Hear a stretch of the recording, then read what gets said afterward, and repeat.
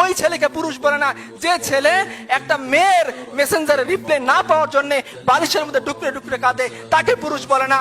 ওই ছেলেকে পুরুষ বলে না যে ছেলে বিশেষ না হইলে পরে গলায় দড়ি দেওয়ার জন্য চিন্তা করে, ওই ছেলেকে পুরুষ বলে না।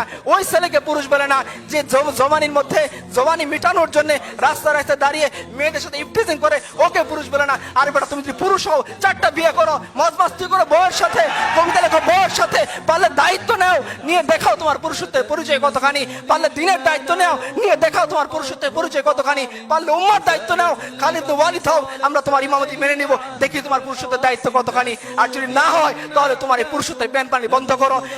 ইতিহাস তোমাকে মনে রাখবে না, ইতিহাস মনে রাখবে খালিদ বিন ওয়ালিদকে, ইতিহাস মনে রাখবে জাফর ইবনে আবু তালিবকে, ইতিহাস মনে রাখবে আবু বকর উমরকে, যে উমর পারস্যের সামনে দাঁড়িয়ে চোখে চোখ রেখে কথা বলেছিলেন।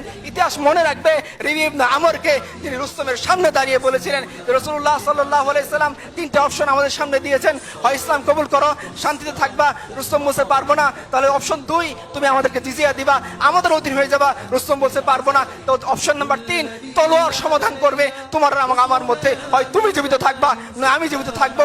যদি এরকম হয়, দেখি কে জো বাইডেনের সামনে দাঁড়িয়ে এরকম সাহসিকতাপূর্ণ উক্তি করতে পারেন, তবেই আপনারা বললেন যে আপনাদের উম্মারা পুরুষ। আমরা আমাদের উম্মার কথা বলতেছি, যারা জো বাইডেনের চেয়েও ক্ষমতাশীল দাপটশালী সভ্যতার সামনে দাঁড়িয়ে বলেছিলেন তলোয়ার তোমার এবং আমার মধ্যে সমাধান করবে। যদি এরকম না হয়, তাহলে তোমরা অন্য কোনো পুরুষের উদাহরণ আমাদের কাছে এনো না।